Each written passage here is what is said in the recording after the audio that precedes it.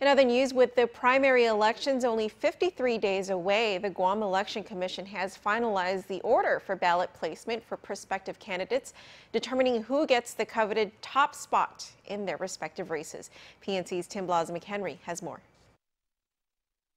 The Democratic chairman and the Republican vice chairman for the Guam Election Commission drew names on Friday to determine the ballot placement for the upcoming mayoral, vice mayoral, senatorial, congressional, and public auditor elections. It is often said that the top spot on the ballot is coveted because people are more likely to vote for the first name they see. This year's process, however, was a bit different from previous years. Instead of having the candidates draw for themselves, a representative from GEC drew names instead. Here's who took home the top spots for the Democratic and GOP senatorial race. Talena C. Nelson won. Here's a look at the full Democratic ballot placement for the 2016 elections for the senatorial race. For number 1, Talena C. Nelson. Number 2, Joe S. San Augustine. Number 3, Narissa B. Underwood. Number 4, Regine B. Lee. Number 5, Thomas C. Atta. Number 6, Dennis G. Rodriguez Jr. Number 7, Tina Rose Muñoz Barnes. Number 8, Armando Dominguez. Number 9, Frank B. Uggan Jr.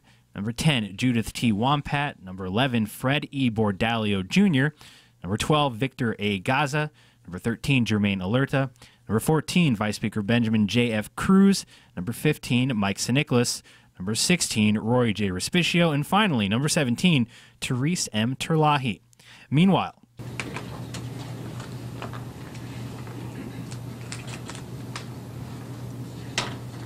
William M. Castro won. full ballot placement for the Republican senatorial race. Number 1, of course, Will Castro. Number 2, Barry L. Meade. Number 3, James V. Espaldon. Number 4, Vicente A. Atta.